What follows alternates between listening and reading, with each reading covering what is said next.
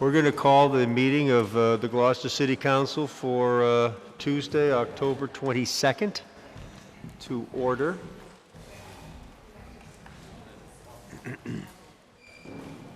Huh? Oh, thank you.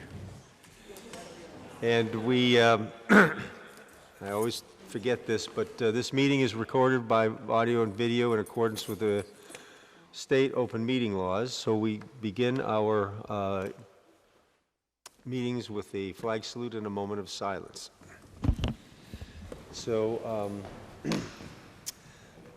Councilor O'Hara.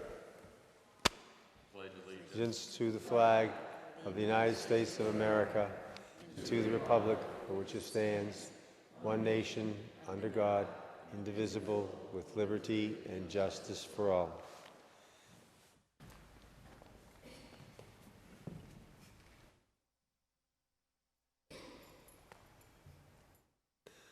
Thank you very much. Madam Clerk, first order of business. First order of business is oral communications. The public shall have the opportunity at every regularly scheduled meeting to be heard under oral communications on matters not appearing on our agenda. Oral communication shall allow any resident who has a request or complaint of any nature relative to city business to appear before the council, state their problem without debate, and the matter shall be referred to the proper agency through the office of the mayor. The resident shall be notified within a 2-week period relative to the disposition of same, and a copy shall be forwarded to the city council. Persons speaking under oral communication shall be limited to 3 minutes each, and the council president shall not allow complaints as to individual performance. So is there anyone for oral communication? Yes. Name and address for the record, please. Hello, my name is Patty Amaral. Today I watch as Greta Thunberg, a young, whoops, sorry. Shit. Back off a little bit there, Patty. Today I watch as Greta Thunberg, a young Swedish environmentalist, in a video about our climate. She gave me hope our climate can be fixed, and we can do it. How? It's as simple as planting trees. Nature can repair our broken planet. Our open space plan, a plan driven by our citizens, clearly shows our love and need for open space and, yes, trees. This is how we can help fix our planet, our city. Saving open space, not destroying it, is where we can start. But will we? Will we make the right choice and save open space today for our future generations? Our future is in your hands. And I just lost my place. Please choose open space and trees. I will leave you with Greta's words. Everyone can make a huge difference. We should not underestimate ourselves, because if lots of individuals go together, we can accomplish almost anything. Thank you. And this is for Private Joseph S. Matos, Jr. Thank you. Thank you very much. Anyone else for oral communication? State your name and address, please. Thank you. James Hand, 36 Rocky Neck Avenue, Gloucester. I have a written statement that's longer than 3 minutes, and because of that, I would like to have it entered into the record of tonight's meeting in the minutes in its entirety. Will that be all right?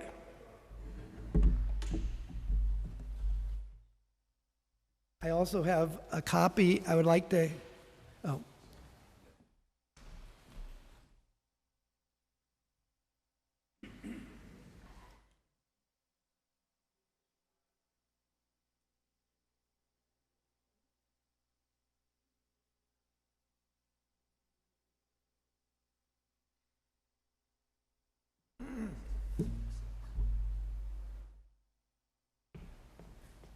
On August 27th, you, the City Council, voted to turn down the special permit request for the 116 East Main Street project.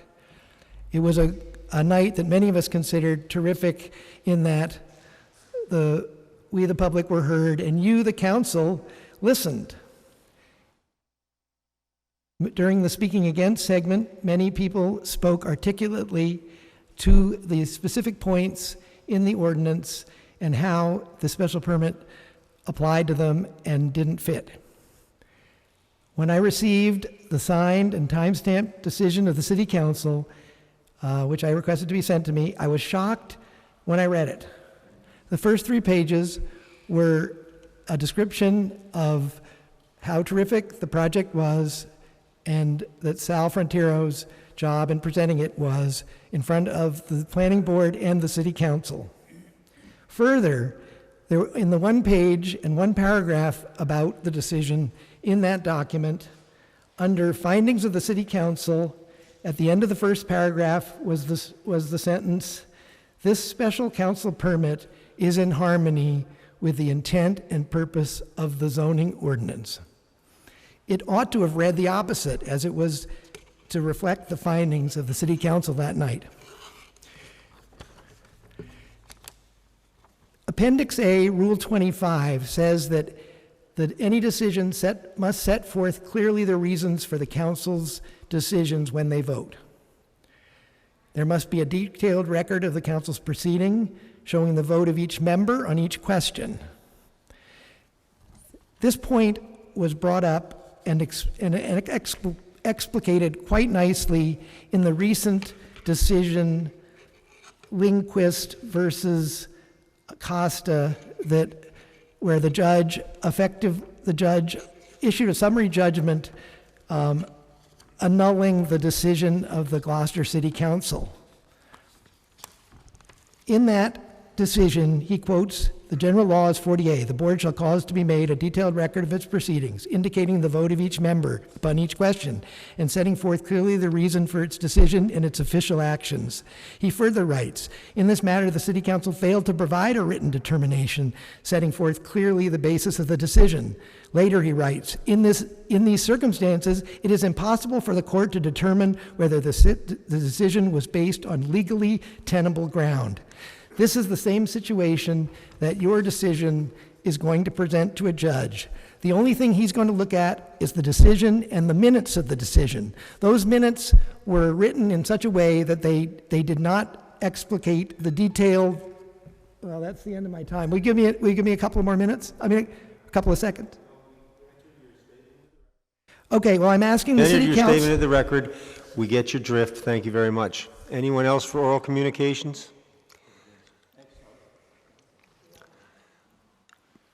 Madam Clerk, next order of business. Next order of business is a presentation of the Magnolia Pier Fundraising Committee regarding presentation of a check from their fundraising efforts to date. So I think we're going to do, go ahead, Councilor Cox, go ahead. I'm going to ask that this be referred to Budget and Finance. A donation always should come through the mayor's report. I'm not sure what happened on this round, but it has to come through as the mayor's report with a referral to Budget and Finance to accept the donation. I talked to Teddy today and explained the process. I'm not sure, again, what happened, but we're going to refer this to Budget and Finance coming out of presentation, I guess, instead of out of the mayor's report. Budget and Finance will take it up on November 7th, and then it'll be at the following City Council meeting for them to actually officially come and present to us through the committee report. So, Councilor Gilman. So should we add that to the unanimous consent agenda to make sure that we're referring it to BNF tonight? I just referred it to Budget and Finance. I mean, it's coming out of the presentation instead of the mayor's report, so. Yeah, should be okay. Thank you. Madam Clerk, next order of business. Next order of business is Carol Kelly for the City-Owned Cemeteries Advisory Committee member, an update on the City-Owned Cemeteries Advisory Committee. I have a very loud voice, but if you like, I'll use the microphone. Well, Well, if you, Carol, first of all, welcome, and we really appreciate you guys doing this, and we're looking forward to it. The part about the microphone is not so much with the hearing in the auditorium as it is for cable TV. So, what do you need to do? I can make it work because you. Well, just move, just roll. Sandy can do it. Just, you can move the, okay, great. All right, go ahead. Oh, look. I'd like to introduce you to your city-owned committee, first of all. Our two co-chairs are Sandy Berry and Bev McKean. And Patty Amaral, whom you all know, I'm sure, because she's an active Gloucester citizen, has served on the committee for many years. Chris Maney and I are the newest members. And tonight we'd like to present you with a very special project we've just completed and steal just a few extra seconds to brag a little bit about how much is getting done in the cemeteries. So I hope that's all right. Oh, it skipped ahead on me.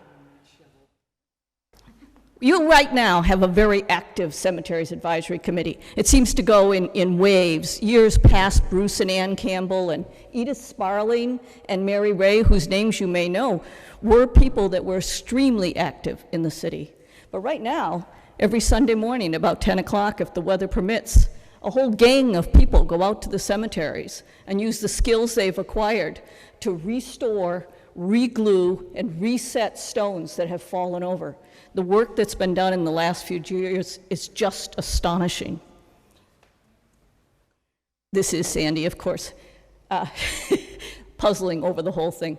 The work that's being done is something that DPW cannot do. This is not within their purview. They don't have the expertise to do it, and they don't have the budget to do it. So this is done on a voluntary basis, not only by the cemetery committee, but by active volunteers here in the city. Russell and Melissa Hobbs are here tonight. Richard and Kathy Clark have basically completely rejuvenated the Clark Cemetery. And this work is on a continuing basis, and it's very exciting to see how beautiful the cemeteries are looking. You're all welcome to join them, by the way, 10 o'clock on Sunday at First Parish. Henry Jacques, we also supported him in his Eagle Scout project in First Parish, and we're very proud of the fact that he was able to recruit a large group of people to come out, and with the expertise that Sandy and the other people were able to offer him, and the group were able to clean a huge number of stones, focusing particularly on veterans' stones. And so that's another accomplishment of the committee. In the last 3 years, we've managed to arrange for a workshop to be held in the City of Gloucester cemeteries, run by experts. One is Moss Rudley from the National Park Service, and the other is Jonathan Apple, who owns and runs the Atlas Corporation. These people know how to fix stones and how to re-glue them and use epoxy, and the committee has learned an astounding amount. All of this at no cost to the city, while they collected money to support a scholarship from people from all over New England and even as far as Ohio and Pennsylvania who came to the workshop. Work was done in our cemeteries for nothing. We've already invited them back for next year. We also want to make a special point of the cooperation of the DPW, Mike Hale in particular. This work could not be carried on without all the tools you need, and Mike has put us into the DPW budget, and he's managed to get us a storage container with a padlock on it so that we can have access to these tools on the weekends when nobody else could be able to get them. And so we feel strongly that close working with the DPW is really an important part of why this committee works. But that's not why we're here tonight. That's just a little bragging. William Dolliver was born in 1831. He served honorably in the Civil War as a man from Gloucester and came back here, and when he was in his 60s in 1895, he was appointed by the City Cemeteries Group to go through all the cemeteries in Gloucester and write down the inscriptions that were then readable. And I think we all believe, that he said it as clearly as anybody could. I found the stones for the most part covered with moss and worn with the storms of most 200 years. During my labor in the yard, it was visited by a good many people from out of town who were seeking information in regard to their Gloucester ancestry, And they were very much pleased to think the old marks of the Gloucester colonists were to be preserved. And that's 130 years ago. His work ended up being done over a period of 5 years, 1895 to 99, and consists of 3 volumes. One entire volume is just First Parish, which was then at that time called the Bridge Street Yard. This is what they look like. Yes, we've got them. The second volume included several cemeteries. Bayview, which was connected to the Annisquam Church. That's why it was the Annisquam Yard. So it was the Annisquam Yard near Bradstreet School. Cove Hill, which was the Annisquam Yard near Harvey's Stables. And West Gloucester, which was Second Parish and is Thompson's.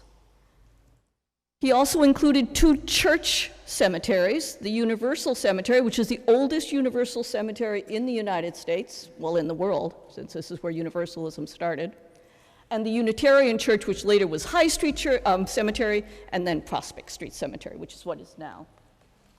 And then, because Rockport didn't split off from Gloucester till 1840, he included 2 of what we now consider Rockport cemeteries, because those, shall we call them residents? Those residents were originally Gloucester residents. This is what it looked like in a Xeroxed form, and this is what was available to researchers for 130 years.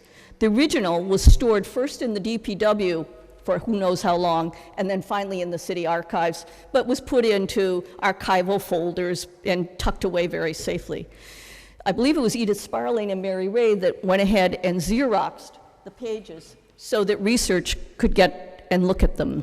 As you can see, the original handwriting is not necessarily easy to figure out, nor is there any way to search through it.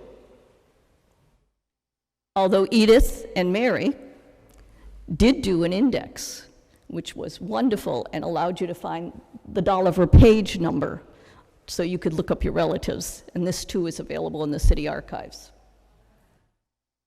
But the world's changed. Everybody wants digital access all the time. They want to be able to just type in a name or part of a phrase or a date and have something pop up. So it's time for us to digitize this as much as possible.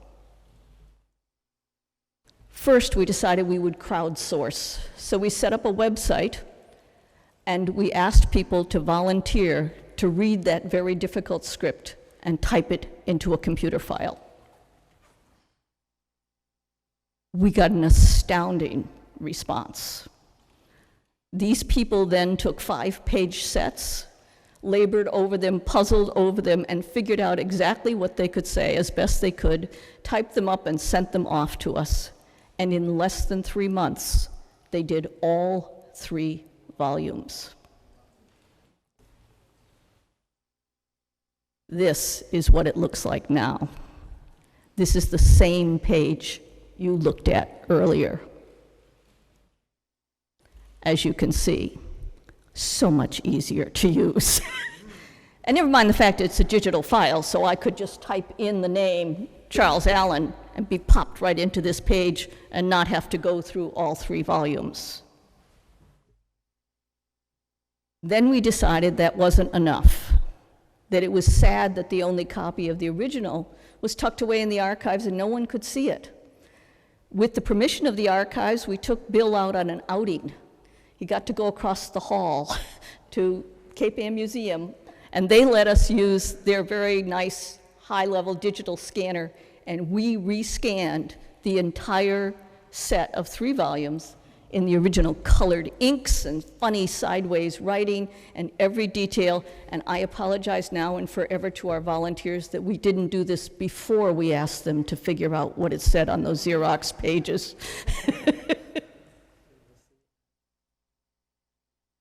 This is still easier to read than the Xerox.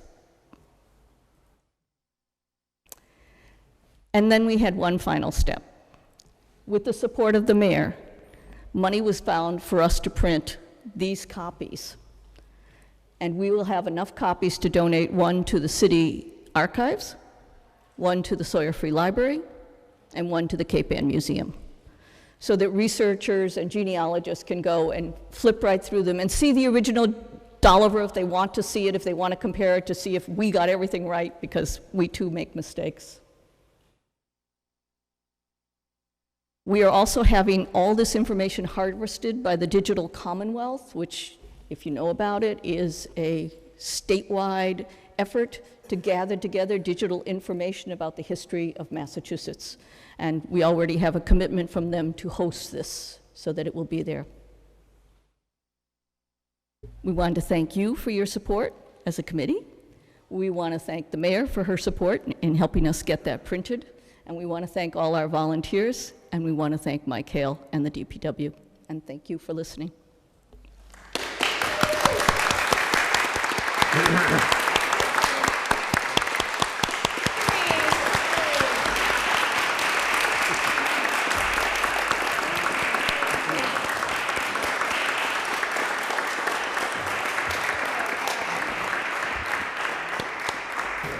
I was going Wow. to say, do you have any questions? Pardon? Any I questions already have my epitaph figured out. or comments I from the believe it's council? not as hot as I thought it was Yeah. going to be. I just want to say on behalf of, well, just myself and the council and the citizens of Gloucester, what a wonderful thing you've done here. These things are important, and they all, connect to all the people who came before us, and that's what our history is all about.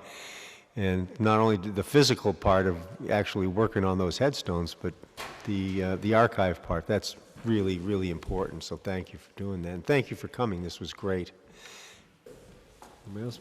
Okay, great. Thank you all. Madam Clerk, next order of business. Next order of business is another presentation from John O'Rourke, Director of the Marketing Northeast Good Energy LP, regarding update on municipal energy aggregation in Gloucester.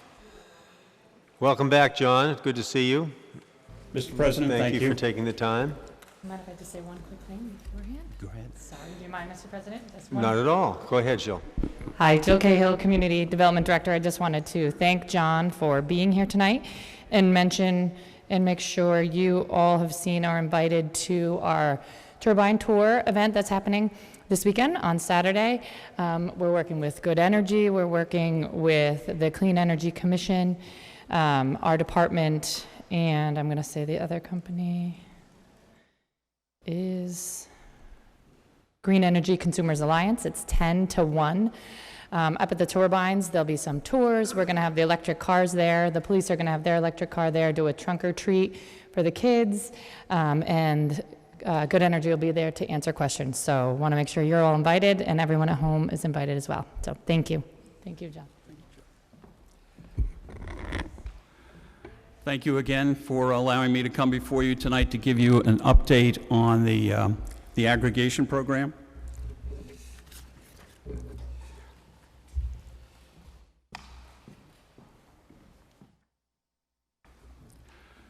Just to give you a rundown on what's happening in the Commonwealth, there are about 150 approved aggregation plans here in the Commonwealth.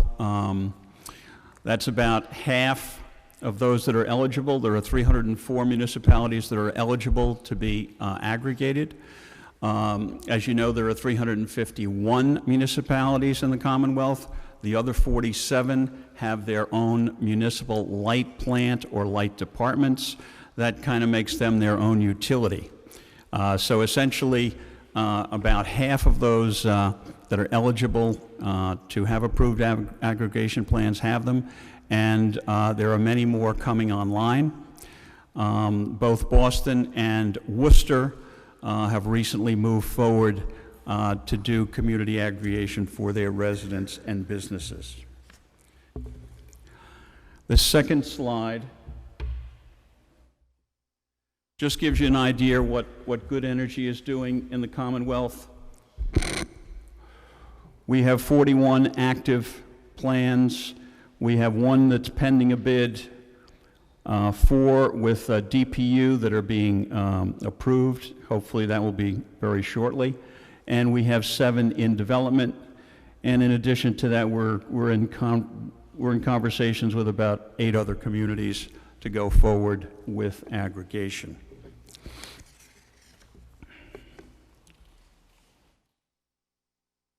This next slide gets into some of the detail with the City of Gloucester. The total eligible accounts at the program launch, about 13,190. Those that were enrolled at the end of January of 2019 were about 10,785. Those enrolled as of the end of September, about 12,172. It's not unusual for these programs to grow over time.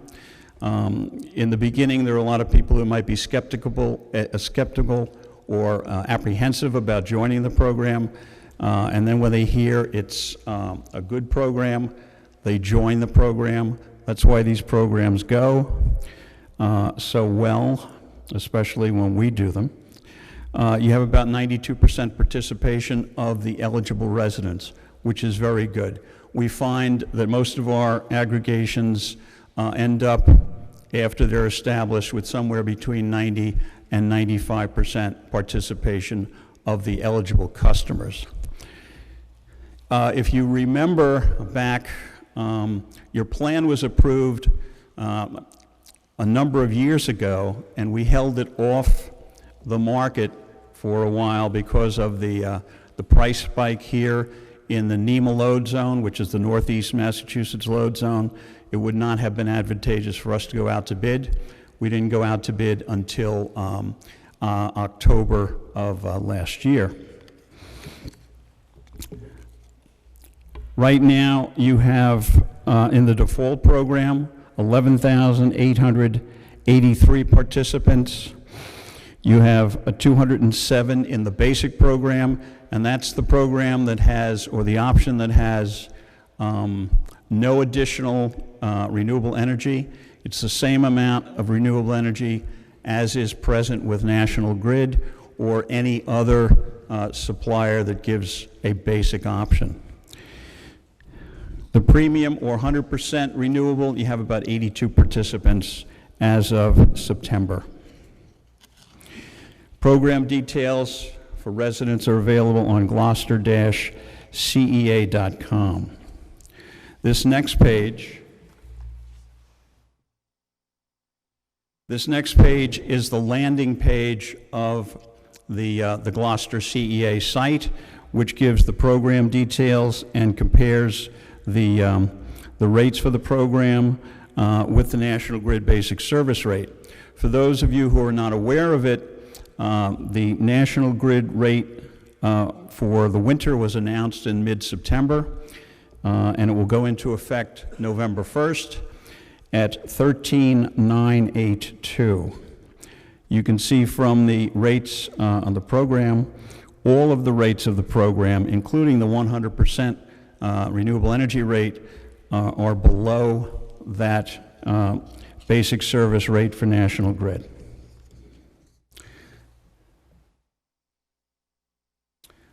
This next slide is just a graphical representation of the start of the program through April of 2020. That's the latest adjustment for National Grid. When the program started out, we had a basic rate of 10.98. We had the default rate with the extra 5% of 11.085, and the 100% or the premium at 13.080. The blue line, of course, is the National Grid basic rate that when the program started was 13.718. It went down during the May to October adjustment period to 10.79, which was slightly below the basic rate of the program. And then you can see the adjustment that'll go into effect November 1 at 13.982 and stay in effect until May 1 of 2020. We're expecting the next rate change after that to be very consistent again with the basic option of the aggregation. This next slide just shows a table of those differences between the national grid rate and each of the three options of the program. And you can see on the bottom, that last line, you have average kilowatts per month. In those first, the basic and the default is about 650 kilowatt hours per month. And for the premium, it's about 425. Essentially, this is the savings for the basic and the default, the 199 and the 187, for anybody who has that average amount of usage. And then you see that the premium program is going to be costing about $22 over that period of time for anybody who's in the 100% category. You'll notice that the average for those in the premium is lower than those for the other two. That's primarily because many of those people who are in that premium category also have solar panels. So that reduces the amount of kilowatt hours they take from conventional energy. That's why you see that difference. If you did a very quick back of the envelope calculation of that 187 times the number of participants in that category, 11,883, you'd find that the aggregate savings is over $2.2 million for the residents and businesses. So the program is moving along very successfully.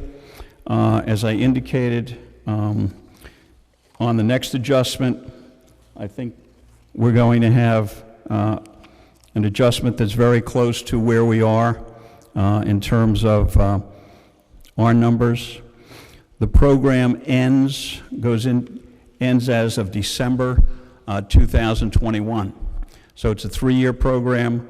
We're expecting to do very well throughout the program. Again, anytime we mention savings, you'll notice on the bottom of the page on all those last three slides, there's a disclaimer. The DPU wants us to put a disclaimer in that savings are not guaranteed, although our record here in Massachusetts is that all of our aggregations are saving money, and that's also true for our national aggregations in all the states that we have aggregations in. They're all saving their clients money, so we're doing the job.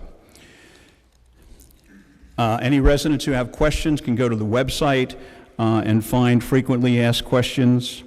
There's also, you can opt in or opt out by calling Direct Energy Services or filling in the form on the website. This is a copy of my business card, the last page.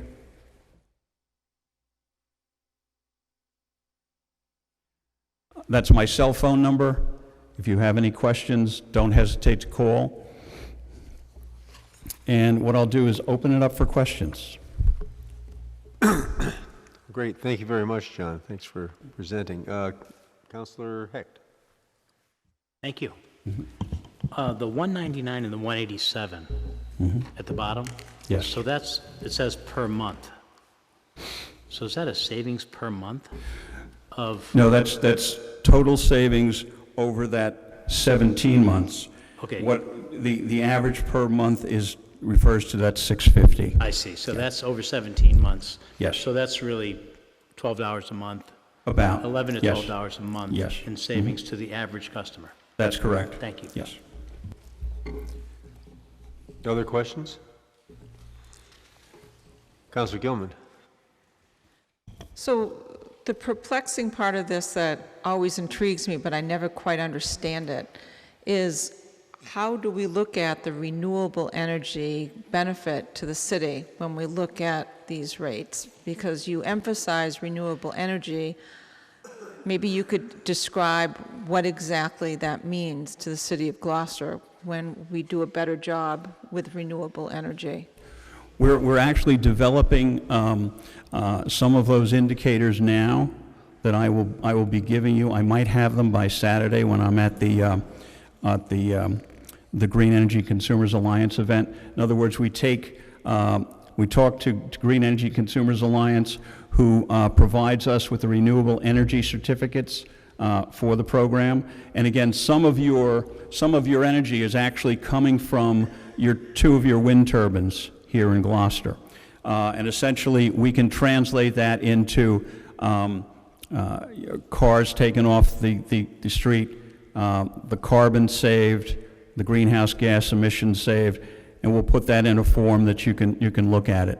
Okay. I didn't have time to get that tonight, and we have somebody special who does that for us. Okay. But essentially, if you look at just that default option, you have 11,883 participants who are basically getting 5% more renewable energy in their mix. Now, when you multiply that 5% by that number, it's a huge amount of renewable energy that the town is actually, getting in their mix, which is terrific. Okay. I don't want to say a follow-up question because unless anyone else asks a question. So I guess what I see as another benefit to this, in addition to the $22 savings for folks that were on this plan, is the net of what we're giving back to the city as a result of this, in addition to the 2 turbines. Right, so I guess it's not just a general understanding of what this is, but what the benefit, what the value add is to the taxpayers because of this aggregation plan. Well, certainly the savings that they're getting, and certainly for the city itself, if you take their savings and understand that a lot of those savings go back into the local economy, okay, that's certainly economic development for the city. So not only are they saving money, they're getting more green energy, they're buying more green energy, they're producing some local economic stimulus as well. Thank you. You're welcome. Other councilors? Okay, John, thank you very much. Thank you very much. Everybody have a good night. Thank you. Madam Clerk, next order of business, please. Next order of business is the confirmation of new appointments. Okay, Councilor LeBlanc is not here. Who's pardon me? You can ask that gentleman any questions you've got. We're moving on right now. Thank you. Who's going to speak for O&A tonight? Councilor O'Hara. Community Preservation Committee, Jennifer Lee Levitz Aronson. There she is. She's looking to fill the unexpired term, and the Ordinance Administration Committee voted voted 3 in favor to recommend that the City Council appoint Jennifer Lee Levitz Aronson to the Community Preservation Committee as the Gloucester Housing Authority representative, term ending May 28, 2020, and I so move. Moved and seconded. Have anything else to add? Nope. She has a very detailed and experience with this, and will be a great addition to our city. Great. Thank you. Yes, Councilor Holmgren. I'd just like to echo my support for Jennifer's appointment to this committee. I appreciate all the work that you've done for this community in various capacities, and Jennifer brings many, many talents to this role, so thank you. Thank you. Yes, Councilor Could I O'Hara. add one thing? Yes, you On may. this, there was a correction in the date, so I moved to amend the main motion to delete the term to expire date of May 28, 2020, and add a term to expire date of February 14, 2020, and I so move. Moved and seconded on the amendment. Thank you. All those in favor say aye. Aye, okay. To the main motion, any other comments? It's a simple majority. All those in favor say aye. Aye, opposed? Thank you very much, Jennifer. Thanks for agreeing to serve. Next order of business, Madam Clerk. Next order of business is the consent agenda. Excuse me. Oh, any counselors wish to pull any matter off the consent agenda? Seeing none? Can I get back my budget and finance stuff? No? There's no, well, then we'll have a motion to accept as presented. So moved. Moved and seconded. All those in favor say aye. Aye. And we also have a unanimous consent calendar, which came in this afternoon. Any reason to pull from that? Especially because it's from the city clerk, we want to do that, right? And do we need to say something just about the donation, just to get that in the record, that it'll be referred to? We did. Okay, all right, you're good with that? I'm fine with that. Okay, then on the unanimous consent calendar that So moved. moved and seconded, all those in favor say aye. Aye, okay. Madam Clerk, next order of business. Next order of business is the Budget and Finance Standing Committee report of October 17th. Councilor Cox. Budget and Finance voted 2 in favor, 1 absent, to accept a fiscal 18 federal emergency management assistance to firefighter grant in the amount of $424,054.54. And I so move. I'll second that. Moved and seconded. Any commentary? It's a great run for the fire department in capturing yet another FEMA grant for the benefit of the department's firefighters. This grant is for $424,000. Will pay for personnel overtime backfilling and the cost of instructors from the Fire Academy, which will certify the department's firefighters to the National Fire Protection Association level and also gain OSHA compliance. There is a 10% match, which we will discuss next. The grant period is from September 3rd, 2019 through September 2nd, 2020. Okay, we've had a motion and second. All those in favor say aye. Aye. Thank you. Budget Councilor and Cox? Finance voted 2 in favor, 1 absent, to approve 2020 SA6 for $42,405.46 from the General Stabilization Fund to cover the 10% match requirement from the grant, and I so move. Second. Moved and seconded. Any questions on this one? This is the match, as Councilor Cox mentioned. This is a roll call vote because it's a supplemental appropriation. Madam Clerk? Counselor Memhard, Yes. Counselor Nolan, Yes. Counselor O'Hara, Yes. Counselor Cox, Yes. Counselor Gilman, Yes.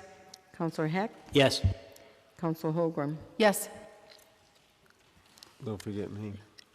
Counselor Lundberg. Yes.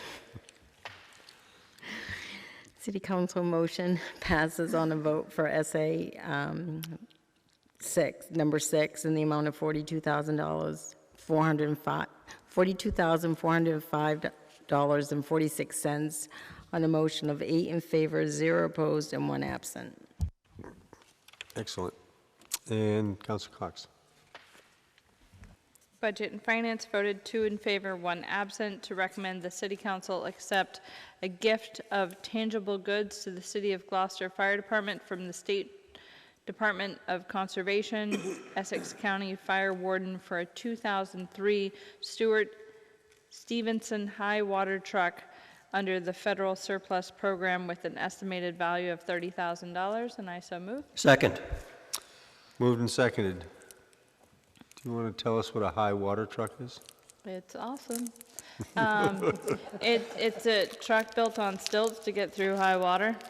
Cool. No, it's everything in the truck, the mechanicals and everything are all raised so they can go through water without damaging the equipment adversely. This vehicle is on loan to the city, and we plan on keeping it for approximately 5 years. Great. Any questions or comments? Go through 3 feet of water. 3 feet of water. Oh, all those in favor say aye. Aye, opposed, thank you. And Madam Sorry, Clerk, I that's okay. was about to Madam sneeze. Clerk, next order of business. Yes, Councilor Hecht. Just one comment. That was almost $500,000. So thank you, Chief, and your people that are just knocking them dead. Thank you. Thank you. Thank you. Okay, the Ordinance Administration Standing Committee did not meet due to the holiday. The next item is the Plan and Development Standing Committee report of October 16th. No matters to report. Thank you. The next item is the first scheduled public hearing 2019-056, loan order number 2019-012, loan authorization request in the amount of $2 million. I'll open the public hearing and ask if anyone to speak in favor of this motion. Mr. Dunn. Nice to see you. Welcome. Good evening, councilors. John Dunn, City CFO.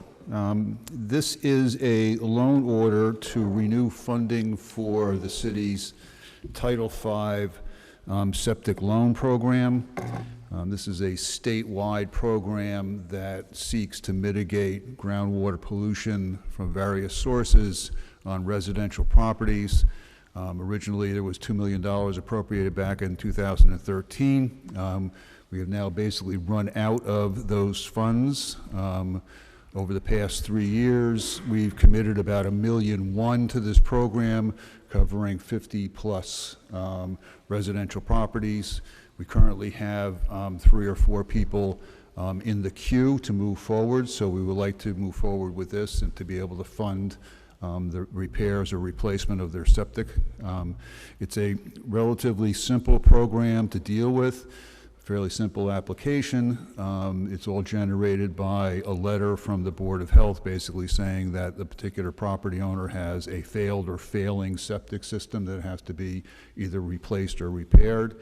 The other qualifications in the program is has to be a homeowner, obviously, and that household income can't exceed $150,000. I mean, basically it's a fairly flexible program. It carries 0% interest. It is the loan that the individual homeowner takes is bettered over a 15-year period to their tax bill, so it works pretty well and has been very successful for the city of Gloucester. So we're asking for a positive vote to renew funding for the program. Thank you. Thank you, Mr. Dunn. Any other to speak in favor? Anyone to speak in opposition? Any communications? There are none. Any councilor questions for Mr. Dunn? Seeing none, close the public hearing and ask for the committee report. Councilor Cox. Thank you. Budget and Finance voted unanimously to recommend the City Council approve the following loan authorization for $2 million for the purpose of financing the following project: repair, replace, and/or upgrade of septic systems pursuant to agreements between the Board of Health and the residential property owners, and I so move. Second. Moved and seconded. I have further discussion. Yes, please go. I just wanted, through our meeting, I wanted to bring some numbers to light. 2017, there were 11 projects for a total of $206,000. In 2018, there were 14 projects totaling $422,000.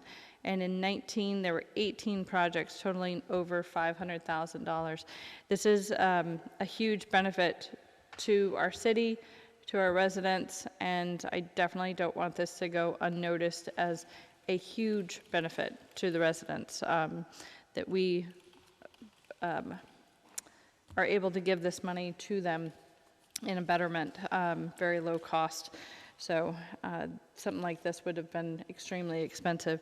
I mean, 11 projects for 206, you know, that's a lot. That's 11 people that were able to upgrade their septic system through the assistance of the city. And I know a lot of people complain about our high taxes, our high water, our high sewer and everything else, but we do our best to offset things and offer benefits like this. So as the city councilor, I don't want you to always take the negatives, but take these positives. I know they're small, but they're big to the people that need them. Thank you. Thank you. Anybody else? Oh, Sean, go ahead. Councilor Nolan, sorry. I too believe this is very important. Most of the residents in my ward are on sewer and septic and not sewer. And some of these systems can be complex. Some of them can cost $50,000. Some can be $20,000. Some can be a $5,000 repair. But it's something that's mandated and you can't let it go. It has to be taken care of. This puts another tool there to help the city and its residents, and especially in my ward where it's almost all sewer, gives them a hand septic, and I really appreciate it. Thank you. Anyone else?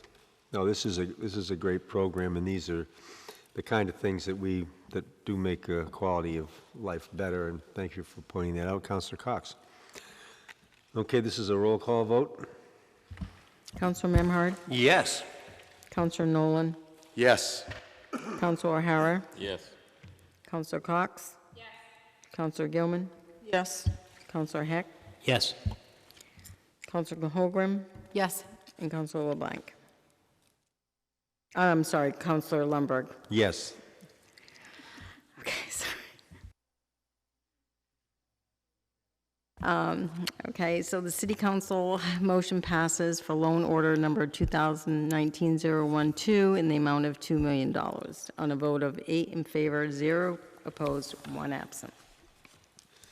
Thank you, Madam Clerk. Next item of business. Public hearing 2019-057, loan order 2019-013, loan authorization request in the amount of $1,500,000 for DPW equipment.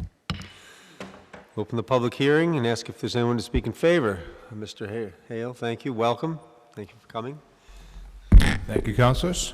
I'm here tonight. Thank you for all of the efforts of your department during the weather event that we had last weekend. Thank you. It was certainly a difficult couple of days, I think, for the whole city. Everyone made it through safely, though. So I'm here tonight to look for your support for $1.5 million to replace some of our fleet. It's both fleet and specialty equipment. We have a list of fleet vehicles. The list was given as a placeholder. It may vary slightly, but we're looking for some SUVs, some 1 tons, some half-tons, and some 5-ton dump trucks, as well as a new street sweeper and a small loader, and possibly a tractor and a new beach rake. The beach rake is probably about, 16 years old. We have 1 tractor that it fits on, and unfortunately in the summertime, it's the same tractor that fits our brush cutter. So we either make a decision on cleaning the beaches or cutting brush, roadside brush. So this is a replacement. We typically get a lot of life expectancy out of our vehicles. We have a pretty incredible mechanic staff who can service all of our old stuff. We recycle many other departments' surplus vehicles, police and fire, and even some other departments within the city. We take them on, repurpose them as fleet vehicles. They've just passed their life expectancy at this point, and they need to be retired, and this will replace those vehicles. Thank you. Anyone else wishing to speak in favor? Anyone wishing to speak in opposition? Any communications? There are none. Any councilor questions for Mr. Hale or anyone else? Seeing none, close the public hearing. Call for the committee report.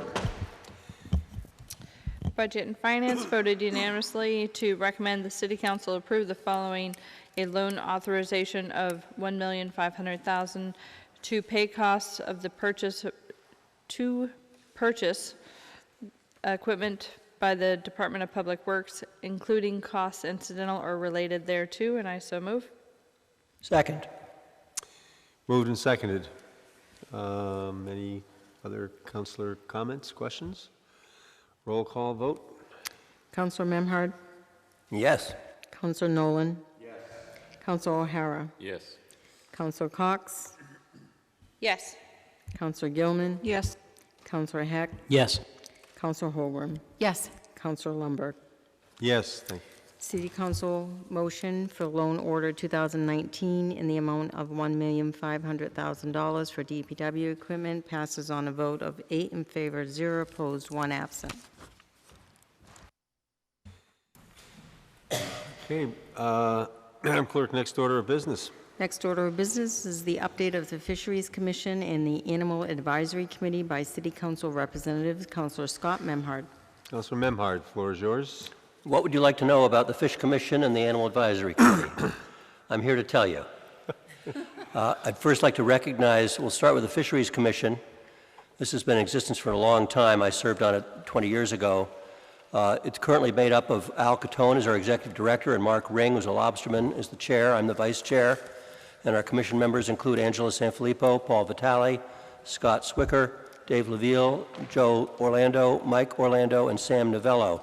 Sam's a recent addition, as you know, and is an experienced whiting fisherman who he says he's retired.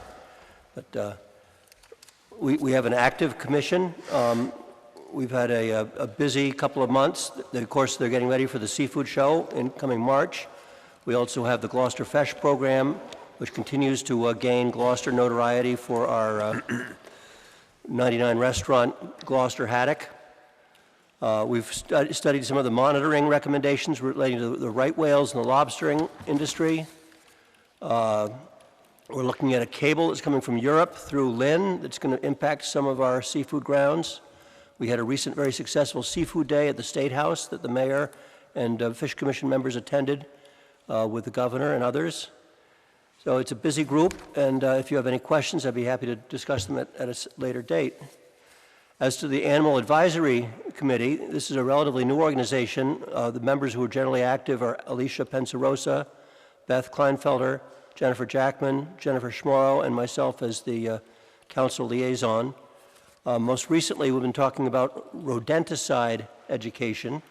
As Councilor Gilman has brought to our attention, rodenticide involves people who are baiting rats, particularly, but other rodents, with commercial rat-killing compounds, which typically are made up of warfarin, which is a blood thinner, and it has a very deleterious impact on the entire food chain, because any birds or other predators that eat those rats or rodents then ingest the warfarin blood thinner, and it causes them to bleed out and die. So the Animal Advisory Committee is working to have an educational program about rodenticide and trying to avoid products that have that kind of an effect. And that's an important project that they're working on, in addition to updating our farm and livestock animal ordinance and getting ready to work with the city conservation agent on our piping plover program for the coming season. But both really great, active organizations within the city. Any questions, again, please contact me. Thank you, Councilor. Oh, Councilor Gilman, go ahead. Yeah, I just wanted to comment. So the Animal Advisory Commission, I'm really excited that they're going to have a forum, because this is a huge issue, and the amount of wildlife that was recently observed dying in a section of Annisquam was really very sad. It was reassuring when the police department immediately gave the data to the animal advisor, the animal officer, control officer, who was good enough to proofread a letter, a flyer. And Scott immediately told me that that commission was going to be looking for a form for me to add to the document, and I walked it around to about 25 households and talk to about half the neighbors. So there's a concern, because there's also the fact that people let their four-legged friends out, their domestic animals as well, in addition to the beautiful owls and the hawks and everything. So I'm grateful that I learned that they're already looking into this as I was faced with a problem in Annisquam. So I just wanted to thank Scott and the commission of volunteers for being proactive with this, because it's a very big deal for people and our animals. Thank you. Will they be making recommendations as to rodent control? Yes. Okay. Well, thank you, Counselor. Thank you for serving on 2 committees. We appreciate that. Madam Clerk? Next item is Councilor's request to the mayor. We'll start with Counselor Hecht. Just a quick reminder that the Open Door Breakfast is this Thursday at 7:30 a.m. at the cruise port. Incredibly worthy organization. Thank you. Councilor Gilman? Hold on, I just want to get a picture. I took a screenshot. Got it. Okay, I just wanted to remind everybody that the Halloween Festival is this Sunday, September 27th, at City Hall from 2 to 4. Join us for lots of fun children activities, including hay rides, a haunted house, face painting, and the mayor has requested volunteers and would love to see volunteers in costume, if that's at all possible. So just wanted to mention that to councilors in case any of you would like to come and join in. So thank you. So the new home goods store at Gloucester Crossing has a whole aisle of Halloween costumes. My daughter and grandkids were there today. And they have an extra supply of piping plover costumes, if anybody wants. No. Councilor O'Hara, your turn. I just want to reiterate thanking the DPW for that. Thank you. Thank you for reminding me of the mic. I just want to thank the DPW again for their efforts. Also want to thank the hundreds of National Grid men and women that came out to restore the power. They're still restoring power. Well, I shouldn't say they're still doing repairs to the system, and I want to thank them because we're all huddling down for the storms, and they're going out in the storms to get the power back on, standing by to restore it. And again, we want to thank National Grid. Tomorrow night at the Magnolia Library, we are having a community dinner at 6 o'clock. The public's welcome. They're going to have roasted chicken, pork, mashed potatoes, butternut squash, and this is being put on by the Magnolia Library, and the caterer is Classic Cooks. Also at the Magnolia Library on Monday, November 11th, so people can plan, there'll be a Red Cross blood drive from 2 to 7. And please, for those who can donate, it's so important to give the gift of life. And to make an appointment, you can call 1-800-RED-CROSS. Thank you. Thank you, Councilor. Councilor Holmgren? A couple of things. So first, I want to thank the community for supporting Councilor Cox and I in our efforts to raise money for the Cape Ann Animal Aid, and that includes several of you sitting up at this dais. We, as a team, managed to raise $22,500 for the Cape Ann Animal Aid and counting in the annual Night Without a Family fundraiser. High fives. High-fiving Million Angels. Thank you. Also on Saturday, in addition to the Wind Turbine Festival, which I'm really excited about, is the Dog Park Halloween Party. So there's going to be a costume contest and photo shoot at the Gloucester Dog Park, Stagefort Park, 9 o'clock in the morning. It's going to be a possum time. Thank you. Thank you. Wow. Councilor Memhard? I would just like to take this opportunity to thank all of you that were present, as well as the other councilors and at-large candidates last night with the administration. Mayor Safathia, Jim Destino, and Lieutenant Fitzgerald did a great presentation, really sharing with about 75 Ward 1 constituents the nitty-gritty of what municipal government is all about. And we had an opportunity for a number of good questions. We didn't cover everything, but the North Shore Art Association was a wonderful venue upstairs with a lot of great art on the walls, and that's a good space for anybody else that's looking for a venue for a meeting like that. It was just really a great evening. People learned a lot, and I had a lot of questions answered, and everybody stayed civil. You did. Thank you very much, and that was a great meeting. Thank you. Councilor Nolan, you're okay. Councilor Cox? I didn't pull these items off the consent agenda because I figured I could bring your attention to them here as well. I just want to remind everybody that tax classification is coming up. If you need a refresher, please go to the assessor's office and talk to them. They'll be happy to help you with the ins and outs. And also, community preservation, round 10 is coming up as well. We will be taking up all of the presentations on the same night, on the 21st of November. If you would like to participate or listen to the presentations at the committee level, I encourage you to come. And what's on the calendar? Blood drive.